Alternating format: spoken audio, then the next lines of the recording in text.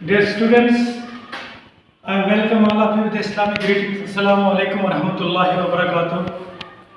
As you know, we were discussing right from last few days about thyroid gland. And yesterday we discussed abnormalities which are associated with thyroid gland. So you know that we have discussed that there are two main abnormalities which are associated with thyroid gland. One is hyperthyroidism and the second is hypothyroidism. In case of hyperthyroidism, we have seen that it is an autoimmune disease. Here the TSH level remains very low, but the concentration of T3 and T4 is very high. Continuously stimulation of thyroid stimulating receptor TSH receptor by thyroglobulins result in the continuous production of T3 or T4, which we are simply calling as thyroxine hormone or thyroid hormone. It was all about, उसके हवाले से हमने एक video बनाया hyperthyroidism के हवाले से, और जो स्ट्रक्चर ऑफ थायराइड ग्लैंड है वो है क्या, एक्चुअली थायराइड ग्लैंड है क्या, उसका भी हमने एक अलग से वीडियो बनाया है। लिहाजा जिन बच्चों को कंफ्यूजन होगा रिगार्डिंग दिस, वो तो आए, उसके लिए जरूरी है कि आपको उसके लिए हाइपरथायराइडिज्म का वीडियो अलग से जो हमने बनाया है और थायराइड ग्लैंड के हवाले से आज जो हमें डिस्कस करेंगे, we are going to discuss about hypothyroidism. This is one of the abnormality which is associated with thyroid gland. ये जो hypothyroidism है, नाम से ही पता चलता है यहाँ पे किसी चीज की कंसंट्रेशन लो है, या किसी चीज की प्रोडक्शन जो होती है हमारे बॉडी में लो है, जिसकी वजह से उसका नाम पड़ गया है हाइपोथायराइडिज्म. ये जो हाइपोथायराइडिज्म है ये मोस्टली देखा गया कि ये एंडेमिक की नेचर है, किसी लोकलाइज्ड एरिया में मतलब पाया जाता है, उस एरिया में जहां पे आयोडीन की डेफिशिएंसी होती है. आप लोगों को यह भी पता है कि in old times maximum of people are suffering from this very disease which is known as hypothyroidism, क्योंकि वहां पे किस चीज की कमी होती थी उनके बॉडी में, आयोडीन की कमी. और यहां पे ये जो आयोडीन है, जैसा कि हमने डिस्कस किया हुआ है कि थायराइड ग्लैंड है क्या. थायराइड ग्लैंड जो उसमें दो टाइप्स के सेल्स पाए जाते हैं, एक तो है पैराफॉलिकुलर सेल्स और दूसरा है फॉलिकुलर सेल्स. ये जो फॉलिकुलर सेल है थायराइड ग्लैंड की, यही प्रोड्यूस करती है थायराइड हार्मोन T3 और T4. वहीं से इन्हें T3 और T4 बनने के लिए इनको आयोडीन की जरूरत होती है. अगर आयोडीन की कमी होगी तो इसका मतलब सीधे कि जो प्रोडक्शन T3 और T4 की इसमें कमी आ जाएगी, और जब इसमें डिक्लाइन कंसंट्रेशन हो जाएगी T3 की और T4 की हमारे बॉडी में, तो उस कंडीशन को हम कहते हैं इट इज हाइपोथायराइडिज्म. जो हमें समझना है कि ये एंडेमिक की नेचर है, और होता किसकी वजह से, अगर डेफिशिएंसी ऑफ आयोडीन होगी हमारे बॉडी में, क्योंकि ऑलरेडी हमने पढ़ा है जो आयोडीन है ये बहुत ज्यादा इंपॉर्टेंट है थायराइड हार्मोन बनाने के लिए.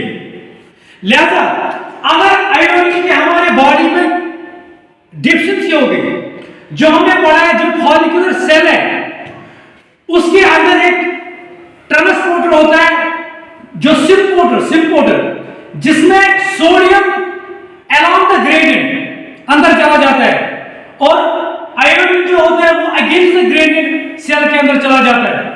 फिर वही आयोडीन टायरोसिन के रेजिन से बाइंड किया जाता है और वो result in the formation of T4 hormone. मगर अगर इस आयोडीन की कमी हमारी बॉडी में हो गई, सपोज हम ऐसा डाइट ले रहे हैं जिसमें आयोडीन की कमी है, हम यूजुअली हम आयोडाइज्ड सॉल्ट आम कंसेप्ट है जो सोशल मीडिया पे, टीवी पे, रेडियो पे कि आयोडीन का सॉल्ट का इस्तेमाल करना चाहिए. किस वजह से? क्योंकि ये जो आयोडीन होता है इसकी वजह से हमारे जो थायराइड हार्मोन है, जो बहुत इंपॉर्टेंट हार्मोन है हमारे बॉडी मेटाबॉलिज्म के लिए, ये आयोडीन उस हवाले से बहुत जरूरी है. लिहाजा अगर हमारे डाइट में आयोडीन की कमी होगी तो जो क्लिनिकल कॉम्प्लिकेशन वजूद में आएगी उसको हम बोलते हैं हाइपोथायराइडिज्म। ये जो हाइपोथायराइडिज्म है, जब हमारे बॉडी में T3 या T4 की कंसंट्रेशन कम हो जाएगी, यानी इनकी सिक्रेशन कम हो जाएगी, तो जो हाइपोथैलेमस है हमारे ब्रेन के अंदर, उसको लग रहा है, वो सोच रहे हैं शायद हमारी कमी की वजह से। तो हाइपोथैलेमस क्या करता है? हाइपोथैलेमस हमारे बॉडी में थायरोट्रॉपिन रिलीजिंग हार्मोन रिलीज करता है। ये स्टिमुलेशन देता है किसको? पिट्यूटरी ग्लैंड को, क्या आप TSH रिलीज करो। ये TSH जाके कहां पे बाइंड करता है? फॉलिकुलर सेल के ऊपर, क्योंकि वहीं पे TSH रिसेप्टर होता है, जिसकी वजह से वो कंटीन्यूअस स्टिमुलेशन देता है थायराइड ग्लैंड को कि आप प्रोड्यूस करो ज्यादा से ज्यादा T3, T4 या T3। लेकिन ये जो प्रॉब्लम थायराइड ग्लैंड में आयोडीन की कमी की वजह से कंटीन्यूअस स्टिमुलेशन जब होती है, तो उसकी वजह से ये जो थायराइड ग्लैंड है ये अपना साइज थोड़ा बढ़ाता है, जिसकी वजह से क्या प्रॉब्लम हो सकती है? अगेन गोइटर फॉर्मेशन हो सकती है। मगर प्रॉब्लम तो अंदर है, क्योंकि आयोडीन की कमी है, लिहाजा T3 और T4 बिल्कुल कम लेवल में बन जाएंगे। इसकी वजह से कंटीन्यूअस स्टिमुलेशन मिलने की वजह से यहां पे T3 और T4 नहीं बनते, क्योंकि प्रॉब्लम तो अंदर है, वहां पे आयोडीन की कमी होती है, जिसकी वजह से ये जो थायराइड ग्लैंड है ये थोड़ा अपना साइज एनलार्ज कर देता है और result in the formation of goitre. ये हो गया हाइपोथायराइडिज्म। लेकिन देखा गया बहुत सी, अगर हम देखेंगे कि ये जो हाइपोथायराइडिज्म है इसका एक जेनेटिक फैक्टर भी है, जिसको हम बोलते हैं हाशिमोटो डिजीज। ये हाशिमोटो डिजीज होती क्या है? इसमें हमारे बॉडी एंटीबॉडीज प्रोड्यूस करते हैं थायराइड ग्लैंड के खिलाफ, जिसकी वजह से थायराइड ग्लैंड के सेल्स डैमेज होते हैं और रिजल्ट क्या होता है? T4 और T3 सेल्स वो बिल्कुल कम कंसंट्रेशन में प्रोड्यूस होते हैं। उस कंडीशन को हम बोलते हैं हाशिमोटोस डिजीज। वो एक ऑटोइम्यून डिजीज है।